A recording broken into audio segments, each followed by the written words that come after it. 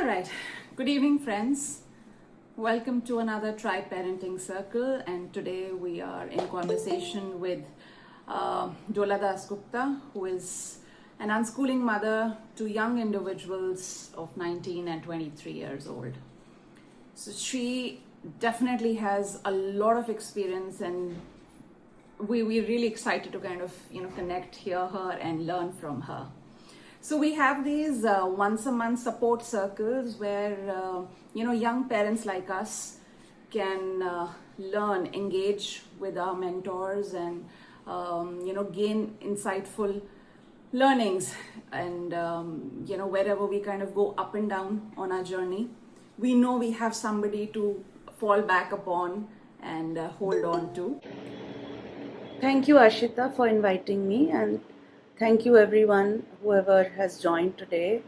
What I have come to understood now, after so many years, and it's not just about homeschooling, but generally about life, is that my journey is my journey.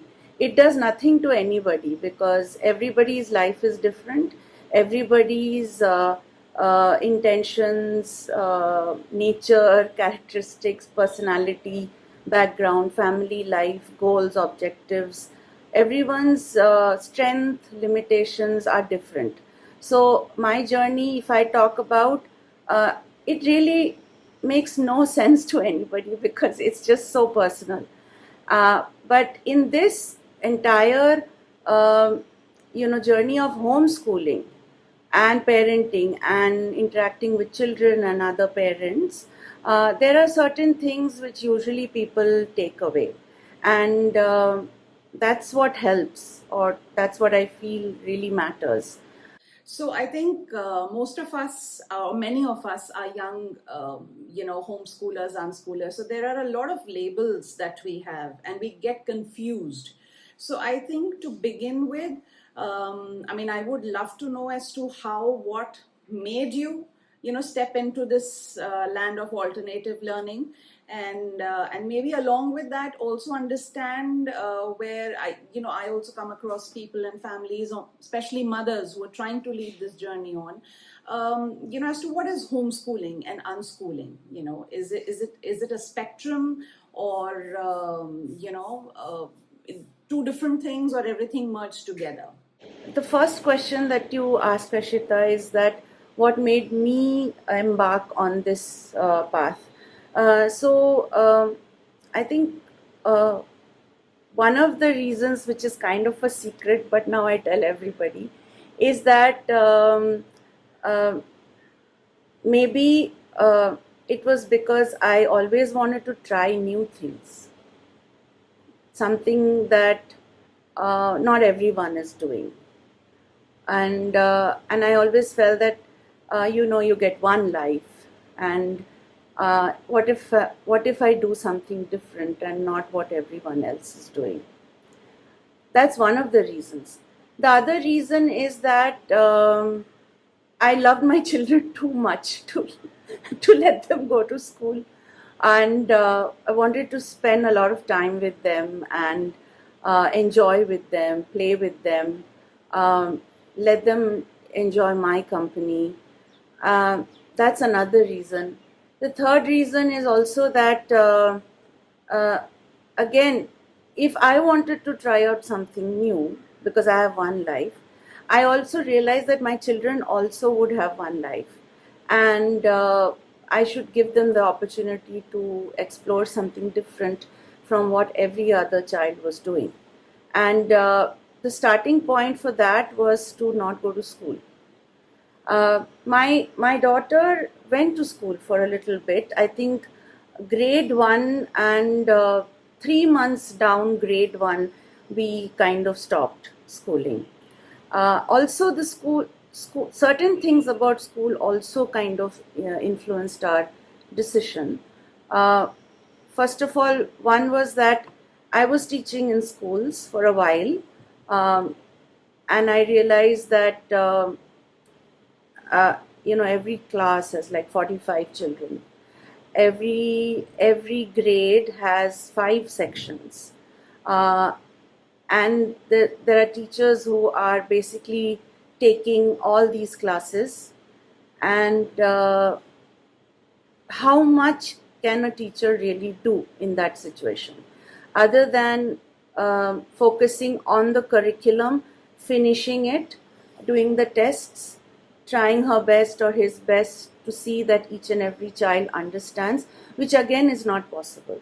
And in a class of 45, I'm only talking about one classroom, among 45 children, I found that there were hardly 10, 15 who were really interested in the curriculum and the pedagogy that any of the teachers were using, including me.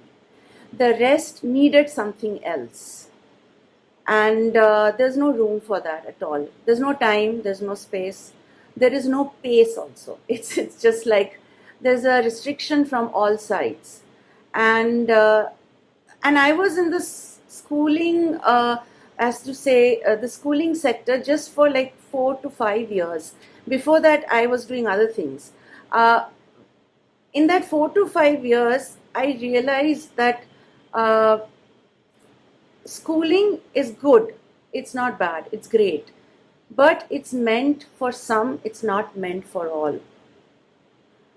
And in the way that it is, if we can change things, great. But it's always very hard to do that because of the numbers. The numbers are too many. It's very difficult. So then I said, okay, I can't change the system. I mean, I don't know how to. And I had been already thinking of, that one life, I must try something different. My children have one life, they should try something different.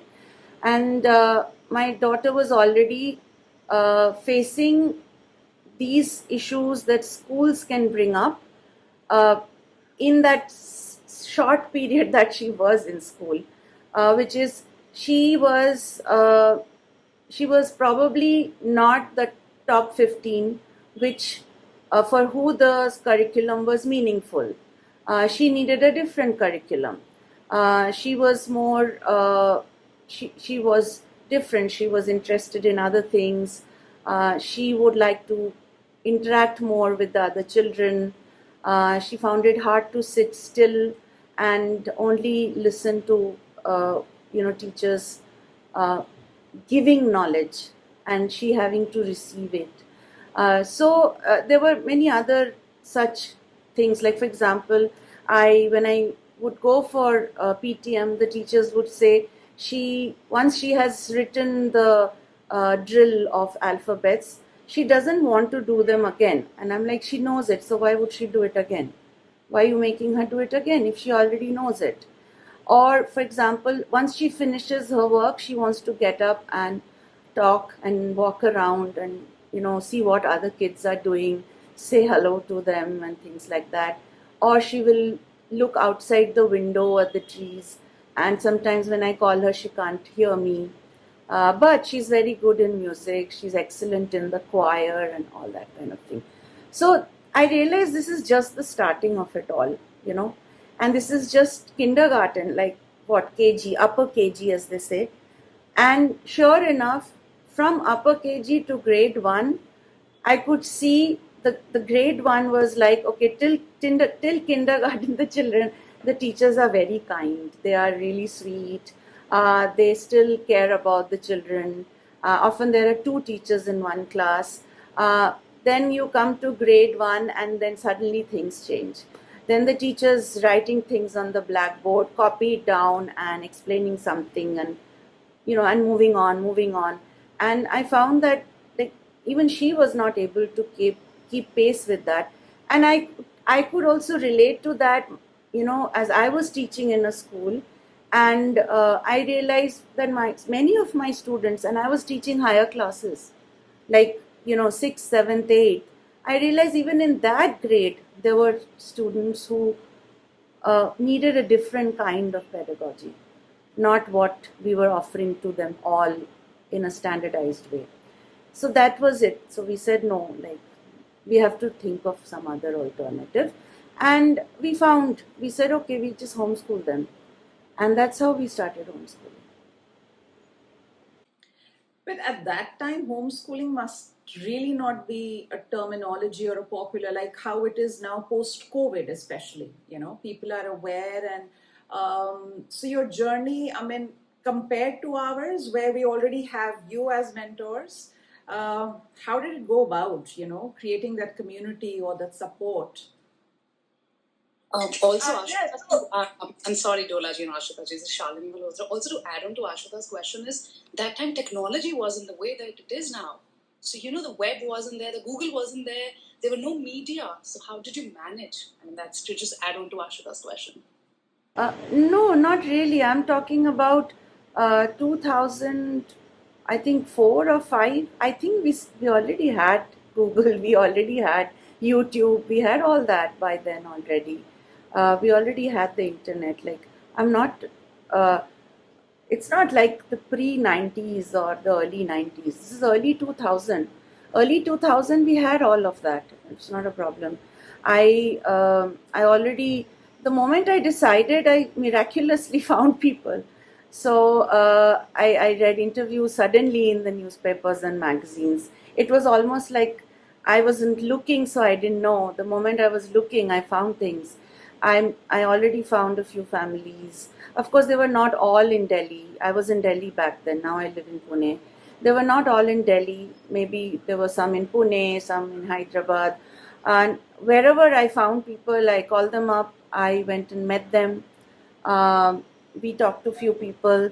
Also, I found out a few books from the internet. I read them. I found out Sandra Dodd. She was unschooling mom at that time from the US. She's written a few books. Now she's all retired and all that. But that time she was still very active. I found her. I found many people. And also there was some kind of an inherent quest and an inherent trust and maybe courage. I think I must sometimes pat my back, which I don't rarely do, which is yes, there was courage. That it's all right. I've done many things which were new. I can do this as well. So yeah, so it was like how Ashita, you said, how did you find, because there were very few people, but surprisingly I'd never had that feeling, and I want to be very honest about it. I did not feel that I need a whole community, I need more people, I need this, I need that. I didn't feel that. My usual friends at that time still continue to be my friends and my community. My children still had friends from the existing community of friends and relatives. So that didn't really bother us so much. Um, yeah, of course, meeting a few people was nice because you get to more for exchanging ideas and bouncing off things each other. I think that was good. And luckily, I think for us, few people at that time, we quickly got into forming groups and community and online forums and started organizing meetings, even if it was like with 10, 15 people. Wherever we went, we find out who are the homeschoolers. Things just, I really just want to say that it was effortless finding people. Didn't have to really do much. People just walked into our lives and we walked into people's lives. So, really effortless. And I don't know if any of you have ever heard of something called the law of attraction. Uh, those who are slightly spiritually inclined might have heard of it. It literally has been a law of attraction all these years, starting from day one. Absolutely, because in today's times, we feel, and I come across this feeling amongst parents where they feel, okay, we don't have a community, or it has to be a separate thing, an exclusive club that needs to be formed. So, that is why the understanding between these terminologies, I would say, where we're getting lost: homeschooling, unschooling, schooling. So, how do people merge it, juggle with it? This is, I think, the common kind of dilemma that people are into these days. Yeah, so coming back to your question, which you asked right at the beginning, homeschooling, unschooling, alternate education, road schooling, and all kinds. Yeah, right. Now, uh, so one thing is that I whether you're homeschooling or not, one thing one has to realize that if you're leaving school, right, you're kind of pulling out of school. What you're really doing is, are you, rather, it's a question to the parents that I have, are you leaving school behind fully? Or are you just bringing the same culture back with you? So, are you leaving the school as a structure, as a system, uh, or are you leaving it behind as a culture itself? And I think that's where I find parents struggle the most. Uh, it's like, that story, there's a Buddhist story of two monks. They come to a river, they're traveling, and they come to a river and they are going to cross the river. And they find this woman over there who is completely helpless, and she's not able to cross the river because the current is very fast. So the one monk is a disciple and the other is the master. So the master picks up the woman on his back and they cross the river, and then he puts her down, says God bless or whatever, and they walk away. And the disciple is very, suddenly the master feels the energy of the disciple is very angry and upset and anxious, and he's giving out all those negative vibes. So the master stops and says, okay, what is bothering you? I can sense that you're upset, you're very angry, something has happened. So the disciple tells the master, yes, you're a monk. How could you pick a woman up on your back and cross the river? So the monk says, you know what? I have crossed the river with the woman on my back, and I actually put her down and she's gone on her journey and I'm going on my journey, but you're still carrying her on your back. so so a lot of the parents are doing that. You have dropped the school only in name, but you're still carrying it in your mind, on your back, in your culture, in your system internally, right? And if you can't do that, then it's still schooling. Now you can call it whatever you want, that's up to you. You can call it anything you want, but if you are walking around still with school in your internal system, on your head, on your back, in your mind, then it is still schooling. You have not left school. And for me, that is what I tell people, that even my communication and my verbalization of things have improved and become more precise over the years. There was a time when I would tell people, okay, homeschooling is this, unschooling is this, but now I tell more people that are you leaving or are you stepping out of the culture of schooling? Is that if you're doing that, then you're doing something new. If you're not doing that, you're doing the same old thing. It's like old wine in new bottle or something like that. Yeah, or new wine in old bottle or whatever you want to call it. It's something like that. Yeah. I can align with that, but yes, we still have that, juggle and dilemma in many people. So I guess, yes, it makes sense that if we're carrying that basic notion or basic, model in our heads or in our system, then somewhere it will kind of penetrate into our journeys. Preeti is asking that is, I think, wait, let me just read the question. Does leaving school mean leaving exams too? So, In a way, yes, because if you're going to be leaving school, the culture of school, then you have to at least you have to stop thinking of exams as a must or as a should or as the only way to assess or evaluate your uh, child's progress or intelligence or intellect or whatever you want to call it. Uh, but at the same time, I would recommend and suggest is that at some point, if your child is interested in taking an exam, then you can help the child take that exam. But what I find is that so everything should be need based. Like, so in schooling culture, it's not really need based. It's been kind of, it's a curriculum, it's a system, it's been standardized. And so whether you need it or not, you have to take those exams, you have to take those tests. But if you're leaving the school cultures, you take tests or exams only if it is really required or needed.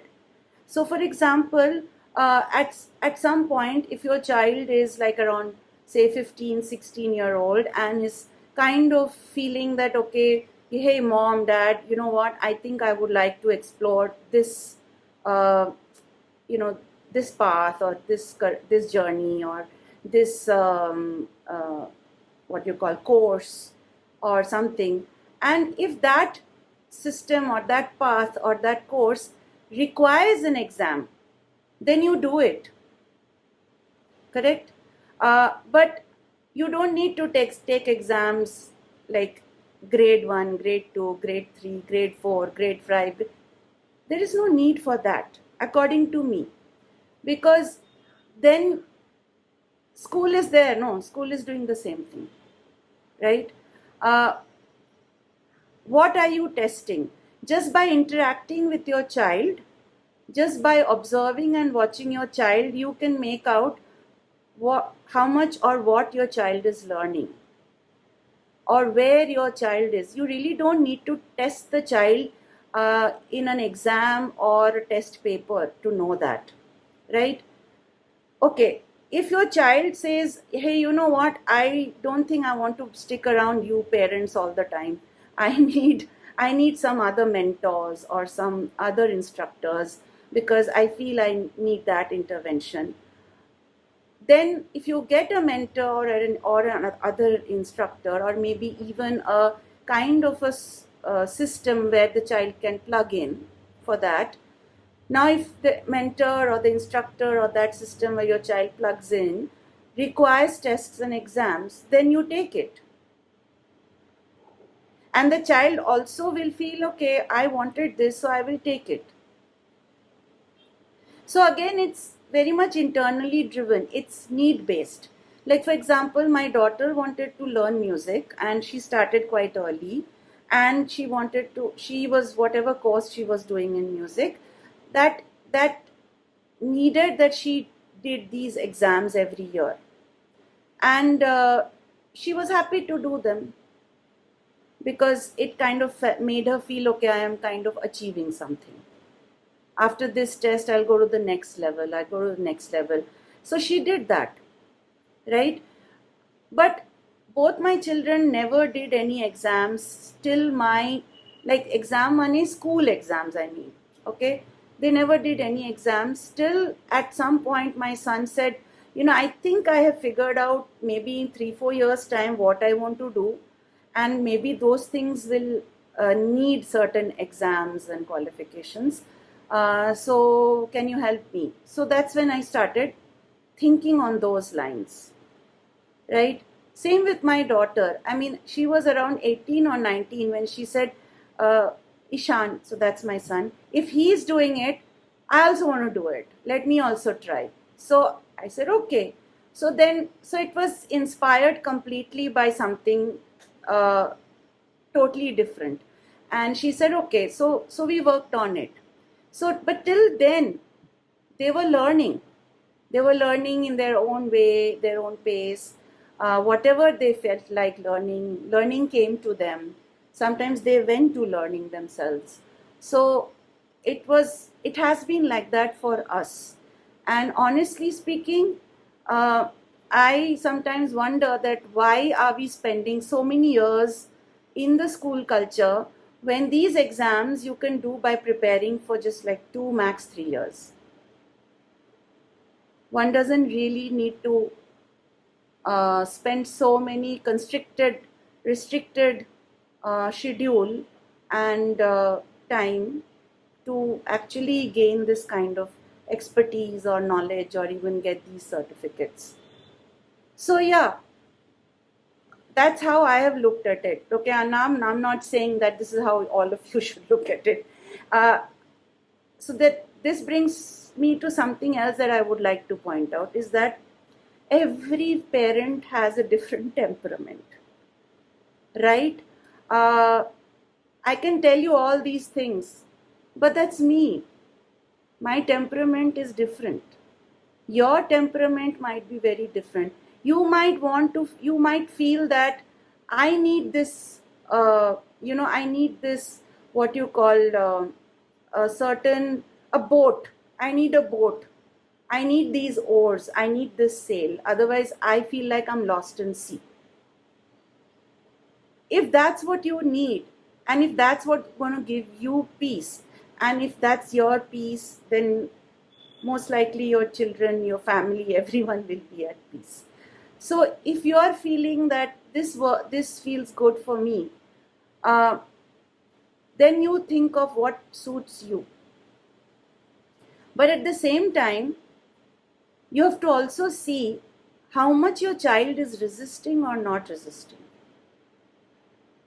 If your child is resisting, then you need to also catch those signals. Because if you're not catching those signals, then you're doing exactly what school does. Because ultimately, why are you homeschooling? You need to ask yourself that.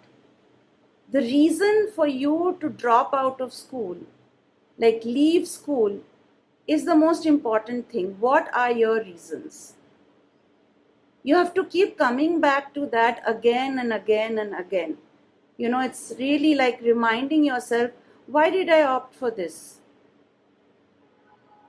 And that should be able to guide you all the time, really speaking. That question and the response that comes from within you, that really needs to be the guide for how you're going to deal with this journey. Yes, I think, Dolari, that's the most important thing. And because, otherwise it just becomes key, okay, this is a model that I need to kind of cut, copy, paste in my life. And as you said, that each one of us, even in the same family, each parent is so different with different temperaments. So I think it's extremely, imperative to kind of reconnect, check what's working, what's not working. And I think it's okay. I think it gives you the liberty and the freedom to choose whether to go back to school if your open schooling, the journey is not working, or take on other things. So yeah, I think very, very important to think about this question and come back to it. Yeah, I think to add to that, I really want to say that in all this, how much are you putting your child in the center of it? Because what I find mostly is all the anxiety and the fears and the doubts and future related anxiety is really sitting within the parents. And that is what you're transmitting also to your children, right? So if you are able, most parents are putting themselves at the center of this decision. To start with, it is for the child, but it soon becomes about the parent, in the sense how much the parent can handle, how much the parent is able to cope with, what are the parents' fears, what are the parents' anxieties. And again, we are losing sight of the child. So every time you are losing sight of the child, you see, the system takes over. It's very easy for the system to take over. The system is constantly trying to take over. And therefore we always keep losing sight of the child. And And that's okay, that's normal, right? Because we are deeply conditioned to something. And therefore, bringing your sight back to the child, putting your child again at the center and looking at what the child needs, what the child wants. Is this really suiting the child?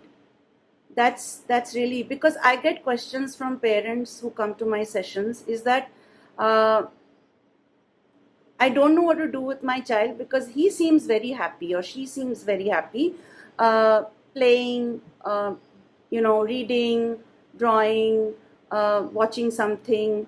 But when I see him or her not doing anything, I get anxious. What can I do about that? Like, what do you want me to say to that? You are saying your child is fine, but you're not fine with your child being fine. Because there is a certain idea in the head that this is not the way to be. We need to have routine, we need to have schedules, we need to fill the day with something that is more constructive. This is how learning looks like. This is not learning, this is learning. But my experience has been that child is learning all the time. It's the parent who is not learning anything. The parent has learned a lot of things over the years and is very sure that is the right way. Not willing to look at the child, honestly. So that was what I wanted to add. Putting the child at the center and not losing sight of the child's nature, desires, needs, Yeah, I think we've come into that police mode where, we are the authority who knows everything. And once we stop learning, of course, we stop growing. But as parents, we believe that in our heads that हमको अब सब कुछ आता है, हम school, college, सब stages से गुजर चुके हैं, and we are the ones who have to teach them. So yeah, alas, but many of us live with that or in that illusionary world.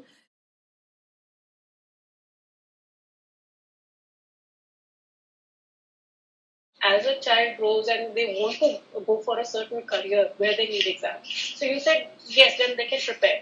So is the transition easier because schooling requires sitting down and mugging up and writing in a certain way? So preparing for the exam is a very different kind of schooling, and homeschooling or unschooling is very different. So is the transition easier, or do the children get irritated? "Ye kya ho raha hai? I'm not interested anymore," or something?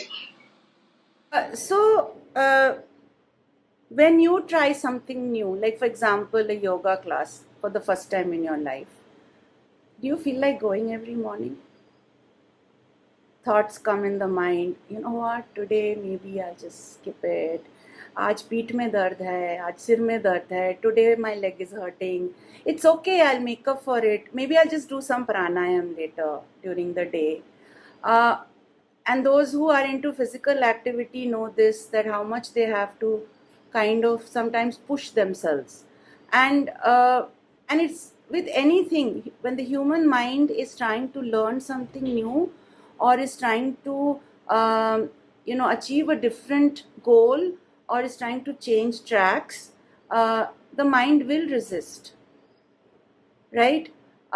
What makes you think that the children who are in school, in spite of learning, testing and grading and exams every year, are not feeling irritated, not feeling angry and not feeling upset?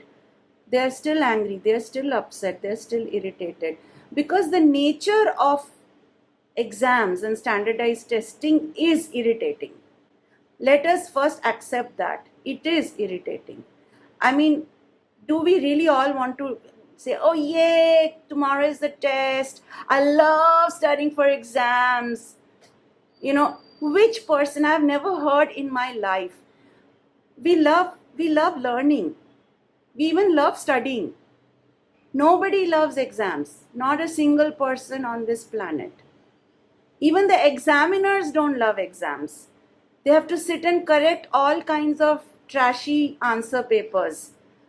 But that's the way the world has become.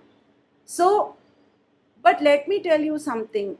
Every single a child who has not been to school and at some point has decided to take exams because they have felt that I need to do this to do that.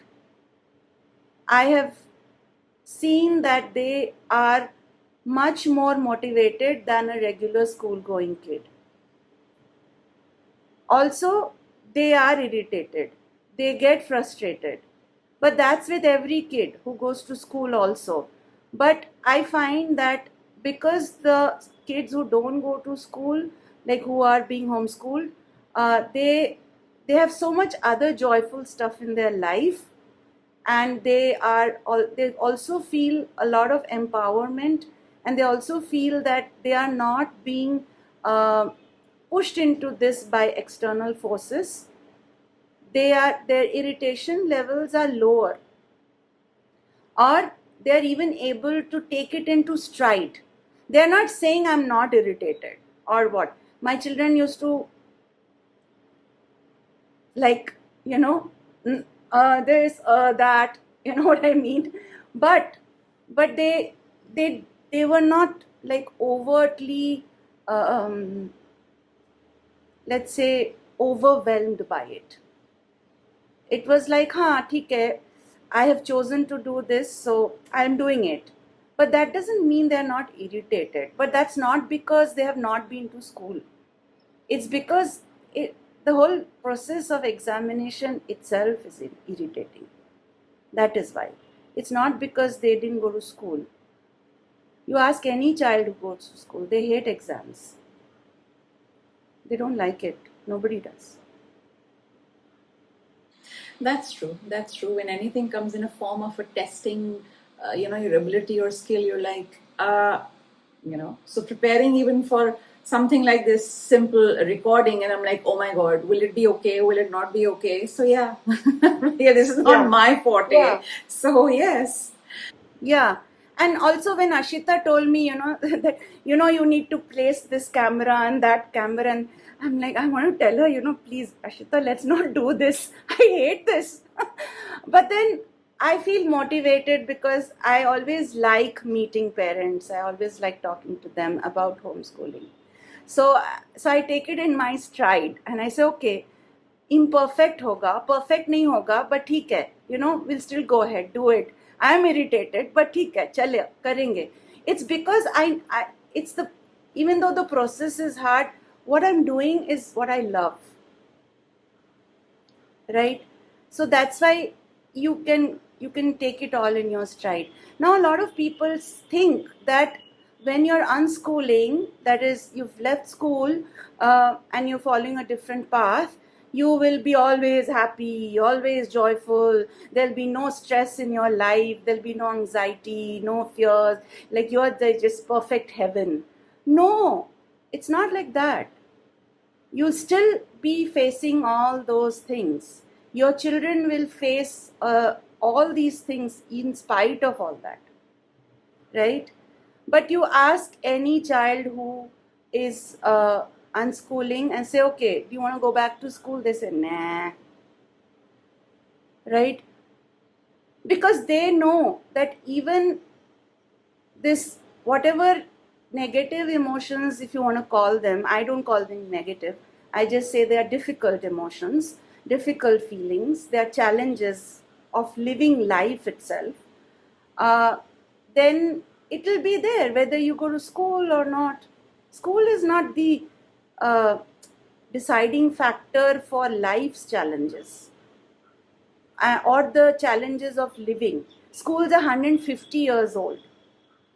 Just 150, okay? It's not very old. It's not an ancient thing. So you feel people who lived before 150 years old didn't have anxiety, didn't have fears, didn't have doubts, didn't have challenges? No. If you drop out of school and do something else, you will still be facing certain challenges and feelings and emotions. But what happens is, when you are not dictated by a routine, a schedule, a system, you have a lot more space, breathing space. You're able to breathe. You're like, okay, I'm feeling this. Today, I'm just going to feel. I'm just going to let myself feel whatever I'm feeling. I'm going to give myself time to process whatever needs processing. You don't have that luxury or that freedom or that space when you are bound by a certain routine or a structure that is externally imposed on you. That is the difference. That is the difference. You are basically, by stepping out of any rigid system, you are giving yourself the freedom to create space for life, to breathe, to understand yourself a little better, understand each other a little better. So a lot of challenges are there. It's not like it's challenge free. So coming back to Preeti's question, yes, it was challenging. I don't want to tell anybody lies that, oh, it was a breeze and they took the exams. It was challenging, but it's all right. We took up the challenge and we went past it and we went through it and we walked through it. But it was a short period of challenge rather than those 15 whole years of daily challenge, every day. Unit tests and class tests and half yearlies and first terminal and second terminal and then God knows how many things. And that's true, and especially when they're imposed onto you, it definitely feels like a challenge. That's true.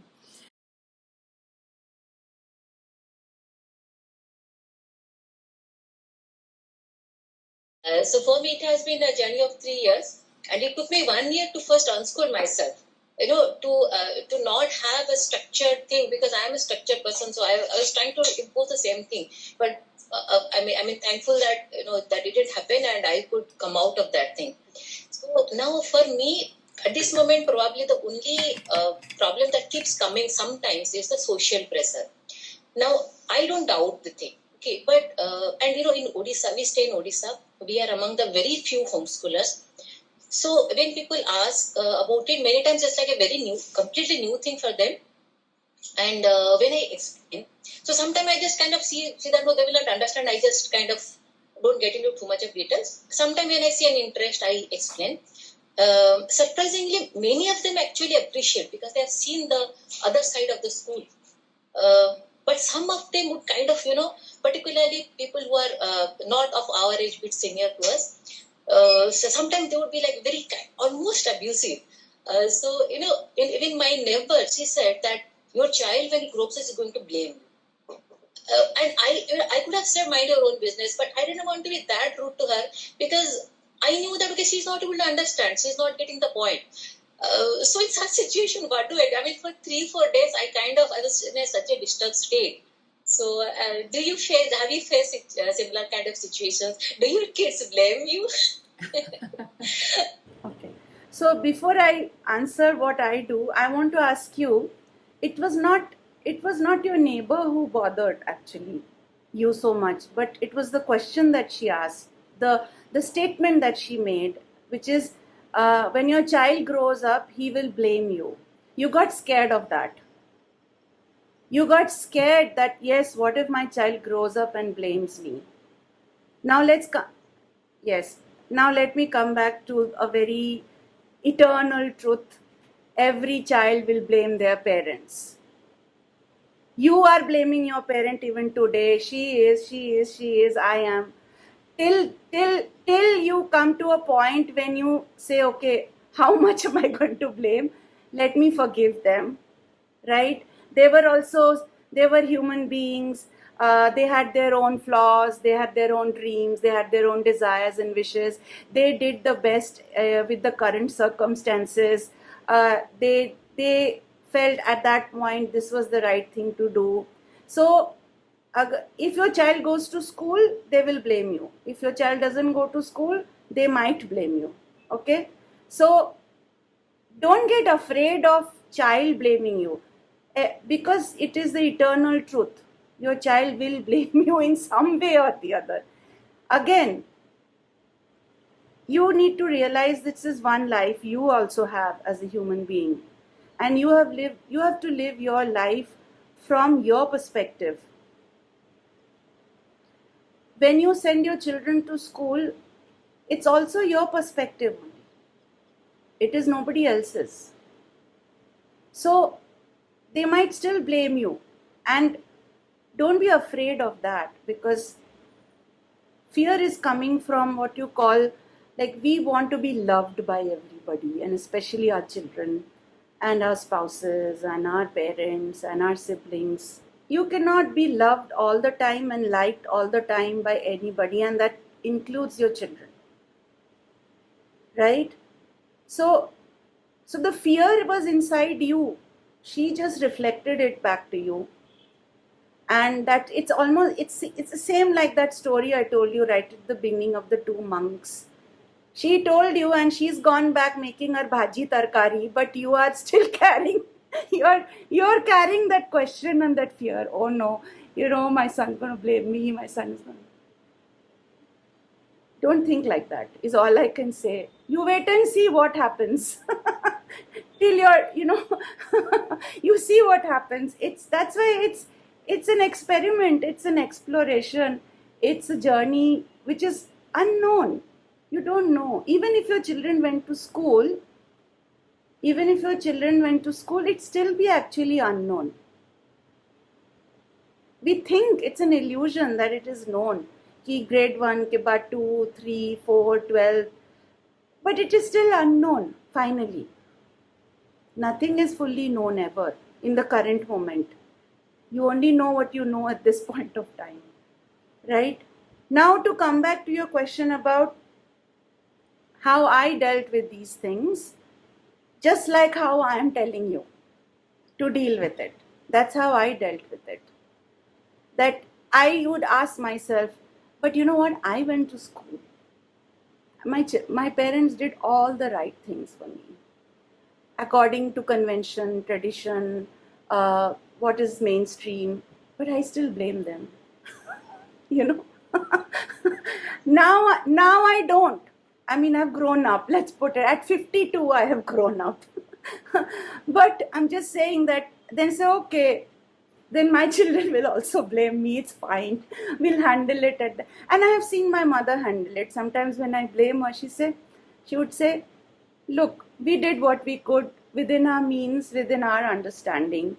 And yes, some things probably didn't work out for you. Sorry for that. But truly speaking, what can they do? Nobody is perfect, right?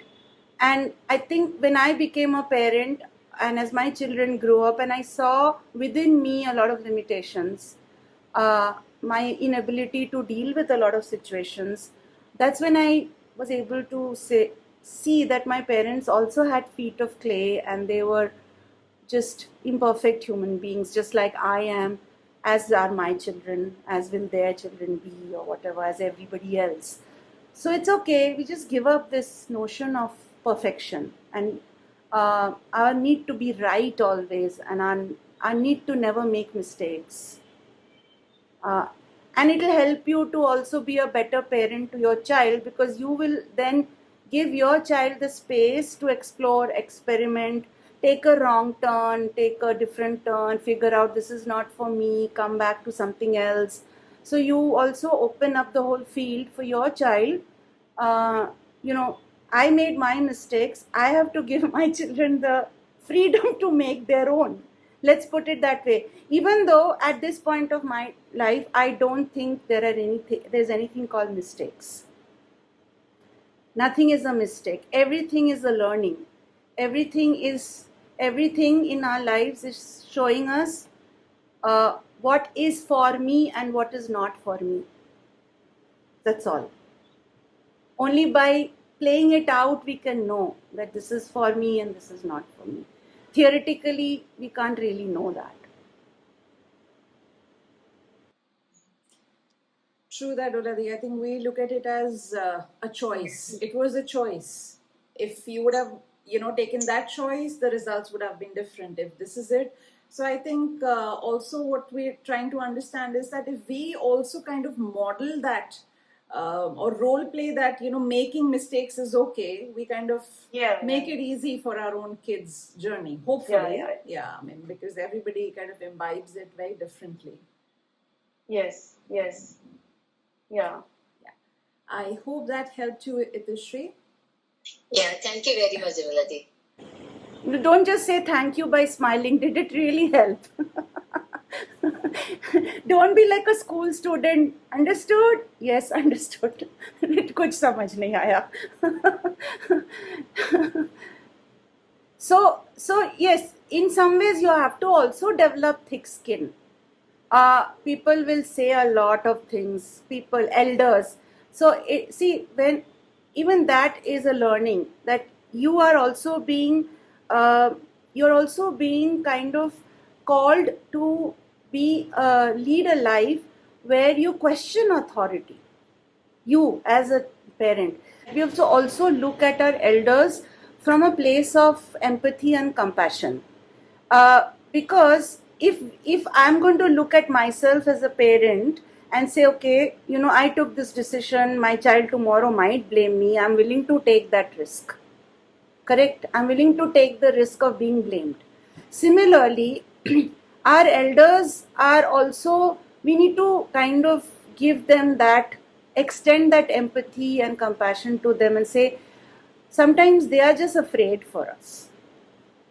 Right? They are really afraid for us. And the more confidence you show, or the more vulnerability you show, slowly their doubts and fears also start receding, right? So it's really up to you, because they are concerned. They are only coming out of, what if something wrong happens, this happens, that happens. One good way to counter that is to tell your elders, you have raised me. Have faith in your own parenting. By doubting me, you are doubting your own parenting. If you think you have raised a intelligent, confident, wise person who knows what is good or bad or what is right or wrong, then have faith in your own parenting. By doubting me, you're doubting yourself. Put the ball in their court in a nice and gentle way.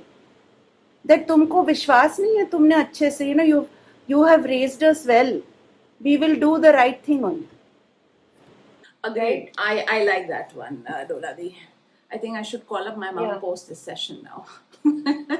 Not that she's giving me a lot of trouble. She is trusting me, but as Sarah is growing up now that she's 8, they're believing कि कुछ तो structure होना चाहिए, कुछ तो होना चाहिए. I'm like, yes, step by step. We'll all get into it slowly. Yeah.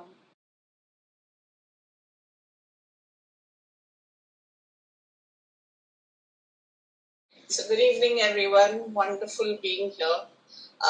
All the anxiety that Dolaji has been talking about, nice to know that every one of us is kind of in the similar boat. I have a different question. My child, who I'm wanting to, go over to the homeschooling side of it, he's in 7th right now. My question is, am I too late? Okay. My second question is, what do you do with things like, I just want to know from others who are going through, group, how do you say, sports which are basically like football, basketball, where you're playing team sports. Okay, so first of all, let me answer your second question, which is about the group activities and the team activities like sports and all.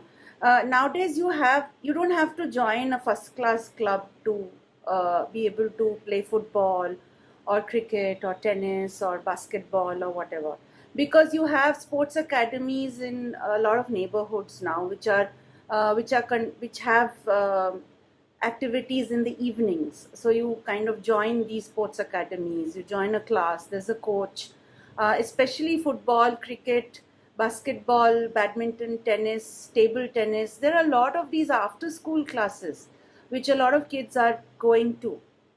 Yes, I agree, a lot of schools have these facilities, but nowadays we also have after school a lot of these mid range mid-range sports academies that are there in almost every city. There are a lot of homeschoolers who are pursuing sports and things like that, even after not being in school. So that shouldn't be a problem. Wherever you are, you find these local sports clubs, sports academies, and like there are at least 4 around my house. Different sports. It's the team sports that I No, team only. I'm talking about team. Football, basketball. These are cricket. These are team sports. So they do have nowadays. A lot of people are actually learning football outside school from proper coaches. And they have their teams and things like that. So that is not an issue. That is quite possible. Now coming back to your first question, is it too late? No, it's not too late, because if school is not working right now for you all, for whatever reason, then you can start from home. Maybe what you're asking me is that is it too late to come out of the school culture? But do you want to come out of it? That's what you need to ask yourself. Do you want to come out of the school culture, or do you want to come out of school because you're paying so much and yet all the responsibility is on you? So you might as well not spend so much money giving it to school and actually take it on yourself. Like I want to come out of the school culture because I don't find any real learning happening. It is just tick in the box. We finish this topic. They do not care at what rate, at what speed they're teaching, and is the child actually grasping anything. Right. So it's not too late, but that depends again on the parents, in the sense how much are you willing to deschool yourself? Because like you said, leaving school means a void. Your spouse is not maybe on the same page, or he's saying, okay, tum karo jo karna hai, do what you want to do. And then suddenly again, it's like the school was putting all of it on you. Now your spouse is putting all of it on you. So either way, you are like, are you willing to take it all on? That's the question that you need to ask yourself. Do you think you can take it all on yourself? And people will blame you, and people will point fingers at you, and all that will happen. Do you want to take it all on? When you're pulling your child out of like the school culture, it doesn't mean that you can't hire other mentors, right? You can hire other mentors. And let me tell you that right now you are looking for mentors who are teaching school kids. When you start looking for mentors who are happy to work with homeschoolers, you will find them, because I have found them. You need to be very specific. So when you are part of the community of homeschoolers, you will find mentors who are happy to work with homeschoolers. You will find mentors in other parents also. For example, I am a parent, I'm a homeschooling parent, but I'm also teaching quite a lot of homeschooling kids, right? Because I've also taught my kids a few subjects, but for few subjects, my kids found other mentors. So you will find, because ये इतने सारे जो हमारे यहाँ लोग हैं आज, I'm sure one of us can teach biology, one of us can take physics, one can take maths, one can... My son in his 10th standard, like in his 10th exams, he had a subject computer science. I found another unschooling mom who prepared him for the exam. Similarly, there are other parents who have reached out to me and they said, हमारे बच्चों को पढ़ाओ. So I'm doing that, right? Remember, it also becomes a kind of a ecology where you can also earn a living. It becomes something like, okay, instead of giving lakhs and lakhs of money to all these Allens and whatever these institutes are who are running coaching classes, pay something to a fellow homeschooling parent who will teach your child with much more compassion, excitement, enthusiasm, and also from a perspective which is out of love for learning, taking the child's unique learning nature into consideration. So that's a much better way to learn and teach. So when you step out of school, you have to think differently. Like, you can't send your child to that CBSE coach or that ICSE coach who's got like batches and batches of students coming. No, you have to also look for different mentors and teachers then. That's to answer the first question. Ashita, I think a lot of people want to know about screen and TV. I always feel we need a different session only for that.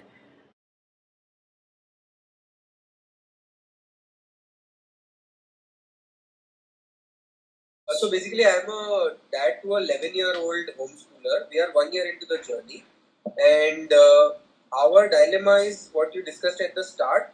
As in, we are not in a dilemma, but basically, what is happening is we know that the school system isn't right, but we still want to do that basic of math, science, which we think is important generally in life. So we think we are not able to convince ourselves that is unschooling the right way or doing a bit of it and rest of the day. So we give only 2 hours to what is academics, and the rest time is absolutely what he loves, whether it is his sport, reading, all of that. So that is question number one. Question number two is maybe which will benefit everyone is like how there is a grading system in school. Now that we are homeschoolers, do we need a counselor and a good one who can tell us sort of that are we on track with with the journey of the kid, or is it okay to just not think of a education counselor, especially when the kids get bigger? Okay. So your first question, I'll answer. Your first question is, if you want to do math, science, whatever, and your child is happy with it, do it. If He's your not. child is He's not. is not. Then why you want to do it? Because we feel maths and science is something which is the base of lot of things. Base of lot of things. So maybe financial literacy, you need mathematics to understand even basic like driving. It is bit of geometry in that sense. Driving, really?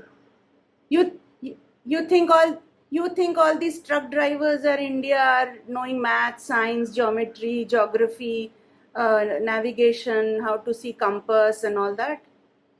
They're better driver than you. You're right. So should we then drop it altogether if he doesn't want to do it? If you ask me, I'd say yes. But then don't take my answer for it. See how you feel about it. Right? Because you said something about financial literacy. Uh, what is the level of financial literacy that you are looking at? What's your, like, are you looking at stock markets and hedge funds and mutual funds? No, Mutual just funds. yeah. So some bit of that. So basically, I myself run a company which is into that. So maybe a bit of bias is coming there. Second, I feel money is very important. So I try to teach him basics of savings, budgeting, then maybe more advanced topics. So I sit with him and I just talk to him about general stuff about banking, taxation, how government needs money for roads and all that, to give him a bit of an idea about money. Is he asking you, or are you just giving this information voluntarily to him? Voluntarily. That's the problem. Don't give any information voluntarily. Let them ask. Maybe he doesn't need it. Maybe he knows already. Or maybe he will figure it out on his own. I have yet to find a person, uh,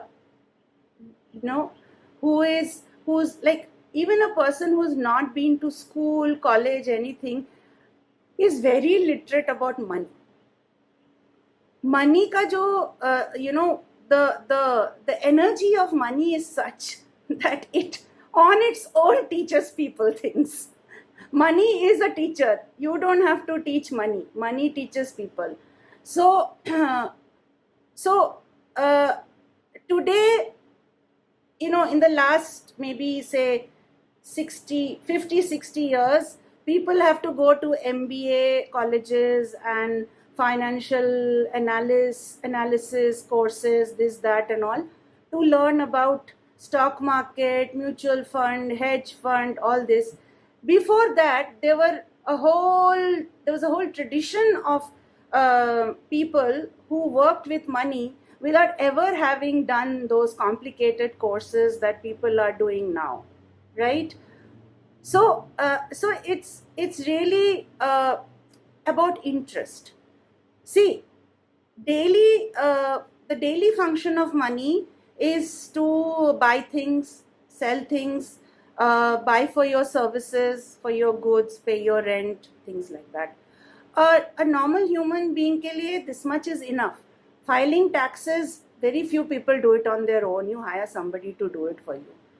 If you have a lot of money, you need to hire somebody. If you have very little money, you can do it yourself, right? So you don't need to know everything yourself. So are you saying how we are giving 2 hours of our agenda and rest is his? You are saying let it be entirely his agenda, is what you are saying? Yeah, that is what I am saying. Yes, correct. That is what I am saying. In short, correct. And be open to him coming and asking you. When he asks you, then give him the information. Maybe share a few resources, but don't pester him after that. कि पढ़ा, मैंने जो भेजा पढ़ा. Did you go through it? Did you read it? Tell me what you learned. Tell me. Don't do that. And also try to see the body language of the child. You might say something if you are going on and on and on the way I am going on and on. The child might just, you see them looking here and there, yawning, moving their hands and fingers. It means they are done. They only wanted that much information. You're giving more than they want. They don't need it. So you need to see that, connect with that energy of the child. Yeah. Thanks for taking up the question. Thank you, Vishal. And that's true, Doladi. I mean, the body language is very, very loud, and kids are very, very clear when they want to receive more or not.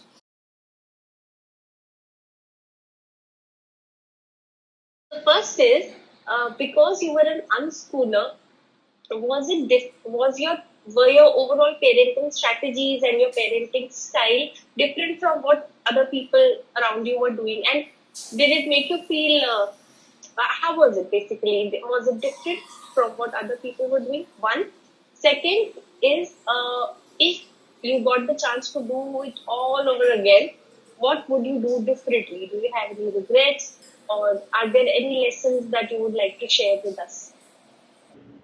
So I'll answer your second question first. Is that if I had to do it all over again, I'd still unschool my children. I would not do it any differently.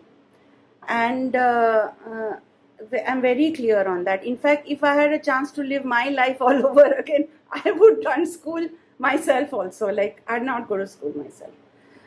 So yeah, no regrets at all on that. In fact, each day I feel more and more happy and joyful and clear about that this was the best path that I could have taken for myself and for the children and for a lot of other people that I met and communicated with and came in touch with. Coming to your first question, parenting. Yes, actually a lot of people think that this whole thing is about schooling or no schooling. It's really not about that. It's really about parenting. It's about relationships. It's about connections. It's about engagement. It's about intimacy. It's about healing. It's about looking at yourself and the other very vulnerably. It's actually about that. So if you ask me how was my parenting different, my parenting was not authoritarian. My parenting was not top-down approach. My parenting was about saying yes more than no.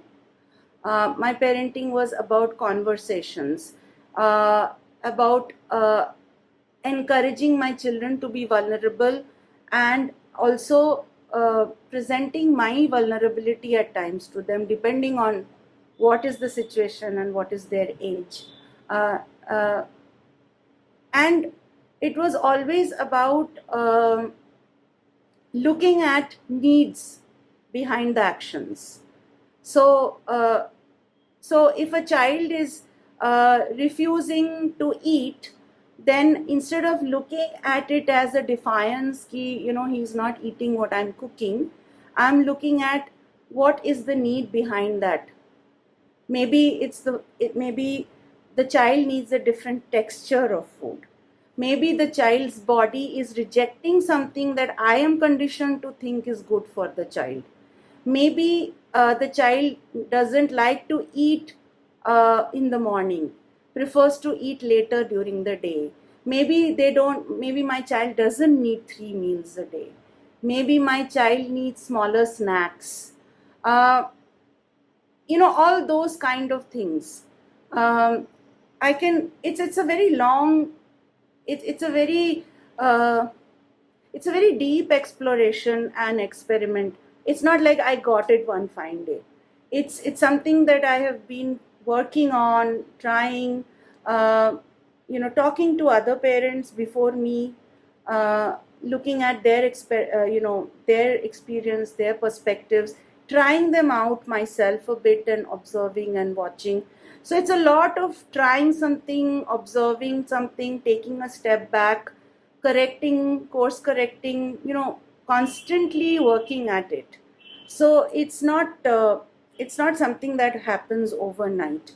And always looking at needs which are met or not met, because everything, whether it's me or my partners or my children or even my own parents, my siblings, everyone, uh, it's really about something of their need is not being met, and that's why uh, there is a problem. So I've gone with that. Even with my children, I've never really imposed things on them, never imposed anything on them. And I'm really surprised to see how today both my children are for all the things that they are interested in, and they want to accomplish, and they have set themselves goals and objectives.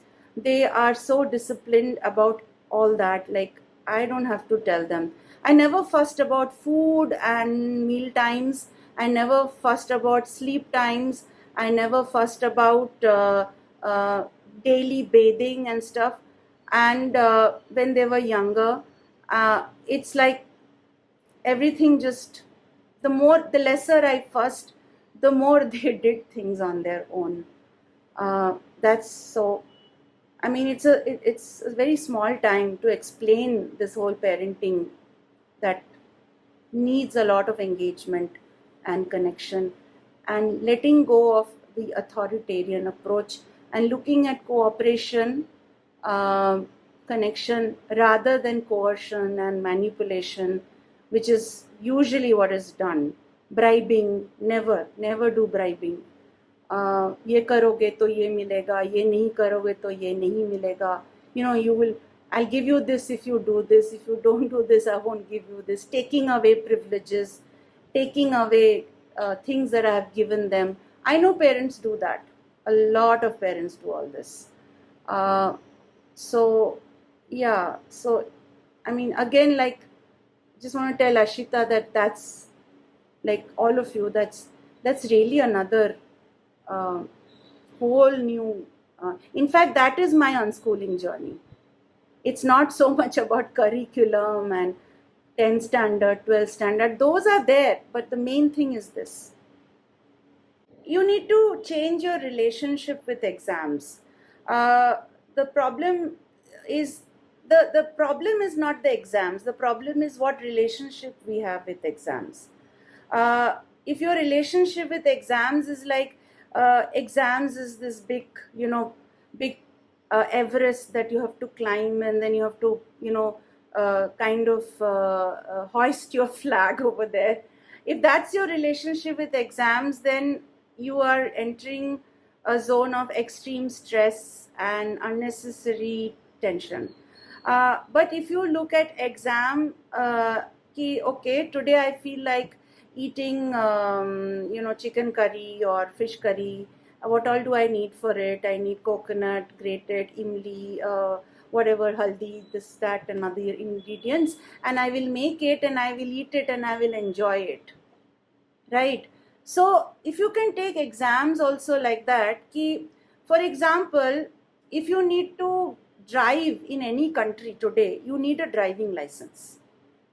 Some countries insist on, most countries will take a driving test.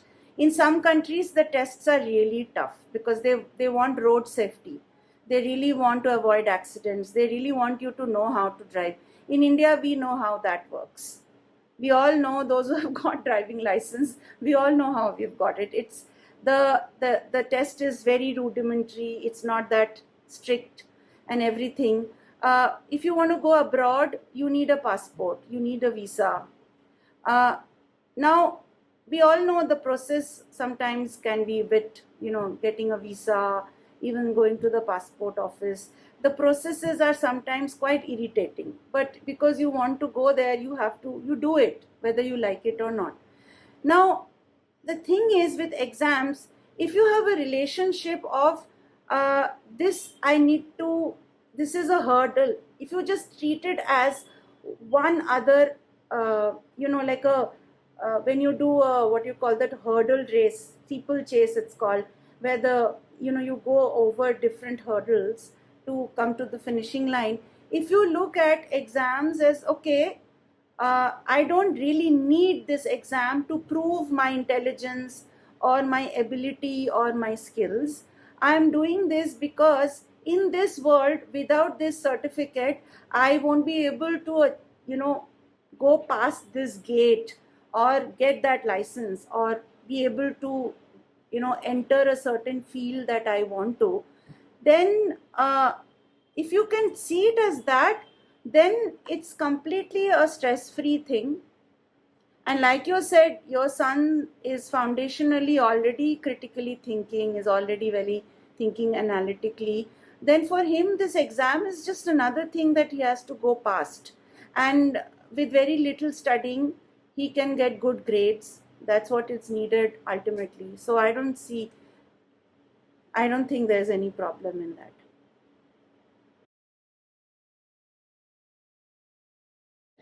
So I can tell you about NIOS, and most of the time the NIOS study material is pretty pretty well geared for self-study. You don't really need a tutor unless your child feels bored to learn on their own. Maybe they need a certain engaging mentor to make it a little exciting and interesting, because the NIOS curriculum is very dry and drab and boring. So sometimes it's nice to have a mentor who can make it a little more exciting and little more interesting.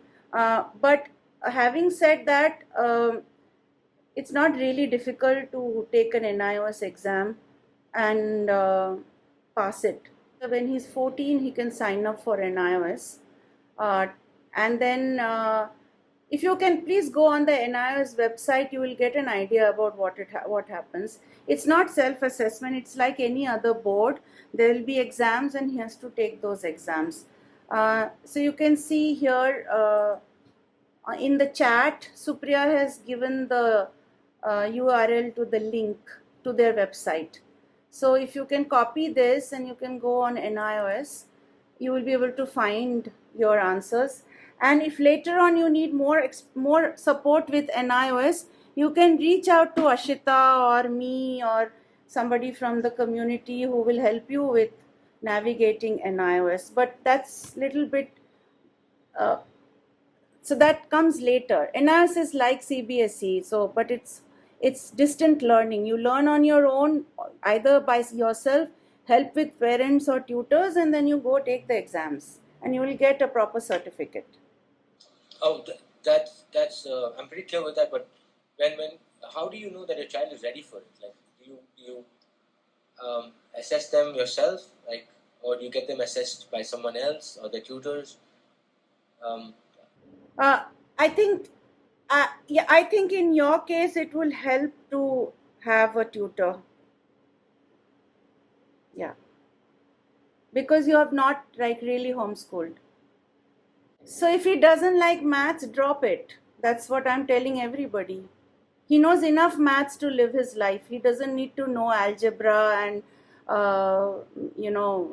what you call, what else is there, trigonometry and all that. He doesn't need to know all that. He knows enough maths to live his life and even run a business if he has to someday, or pay his rent and buy his grocery and do his banking work or whatever. That much functional maths everybody knows, and your child also knows. Beyond that, if he doesn't like to do maths academically, just drop it. And NIOS gives you the option to drop maths and take subjects which he likes.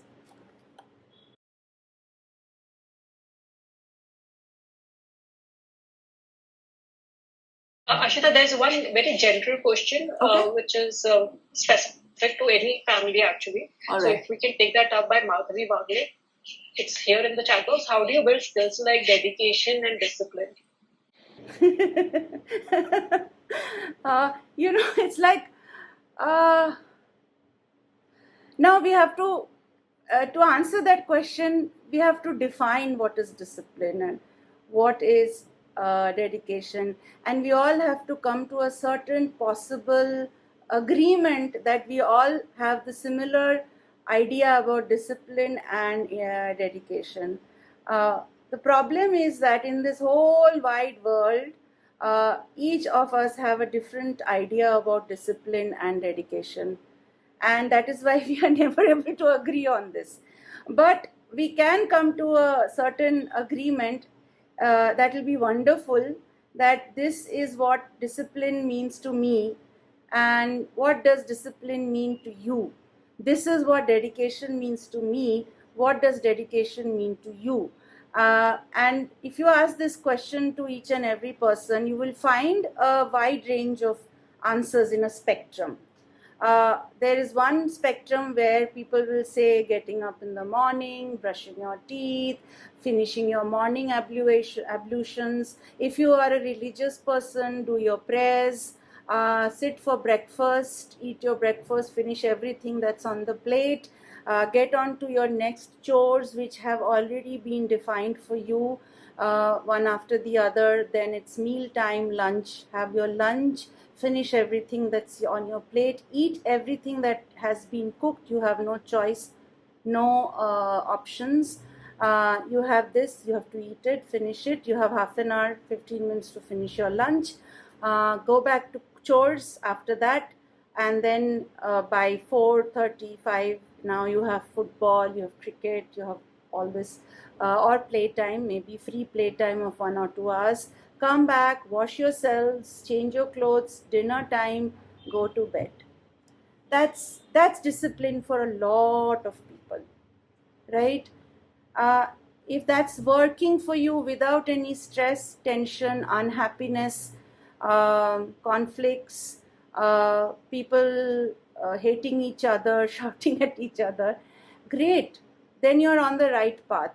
If it's not working for you because there is stress, there is conflict, there is a lot of debate and argument, a lot of no, I don't want to do this, and you having to say no a lot, and generally you see people walking, huffing and puffing and walking around and still doing the things because they don't have a choice, then you need to question your discipline and how you're enforcing it and why even you're enforcing it.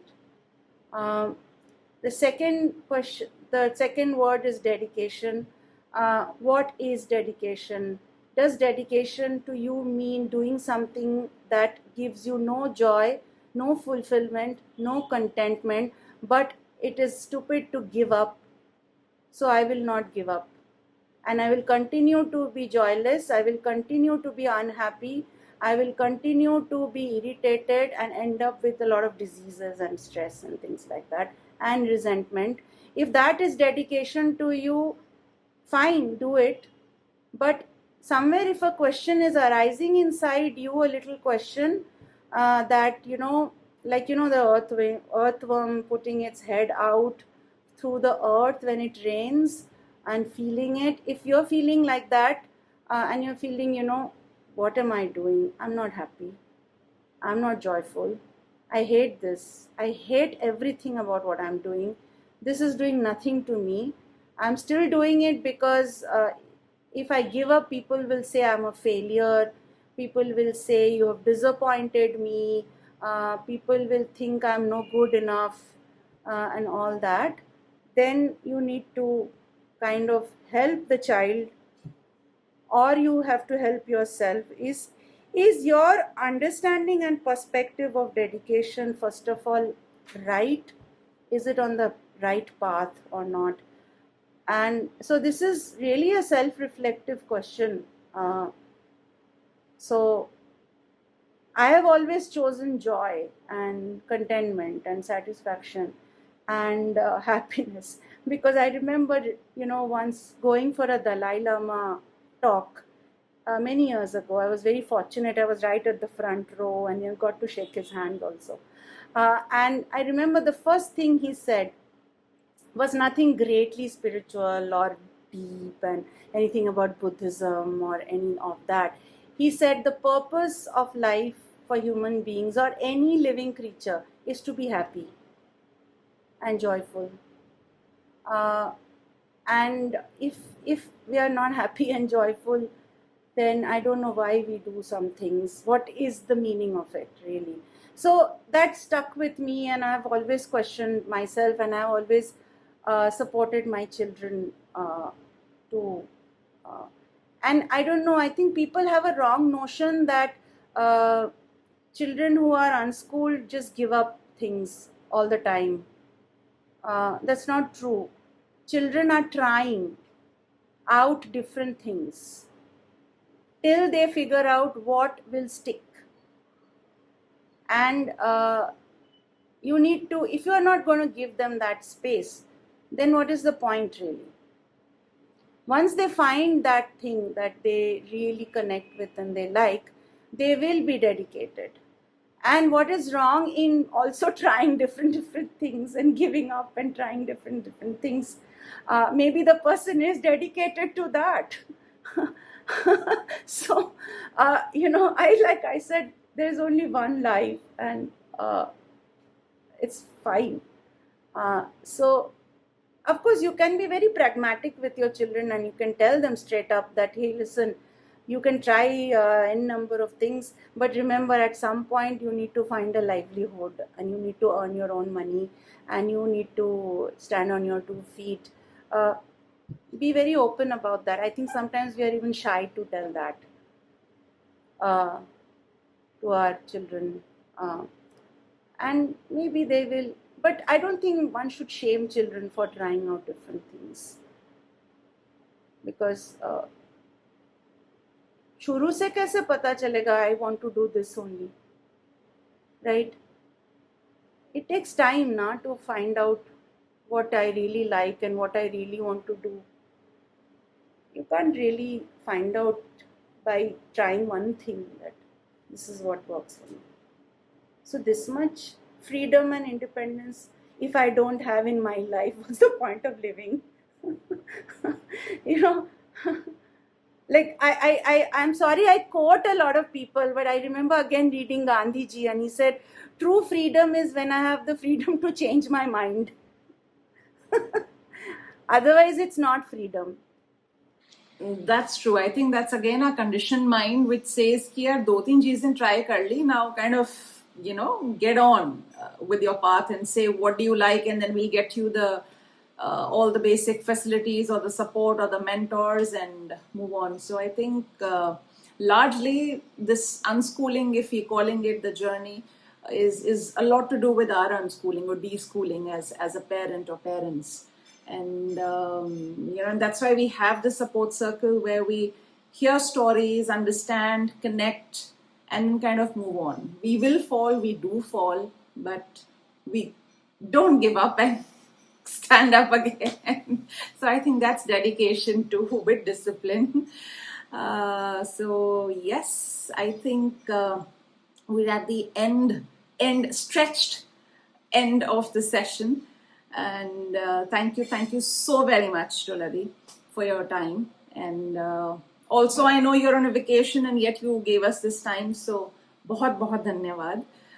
This is actually, this is always vacation. Life is a vacation now. So, talking to parents is always very enjoyable for me. Every time I talk to parents, I have also seen that my clarity is also, it kind of becomes more precise. There is a more clarity to my perspective, to what I really want to communicate and say. So it's again for me a great experience always to listen to people, talk to them, share things to them, with them. So yeah, thanks a lot, Ashita. This was nice. Pleasure. Thank you so very much, and we meet again soon. Thank you. Good night. Yeah. Bye bye. Thank you.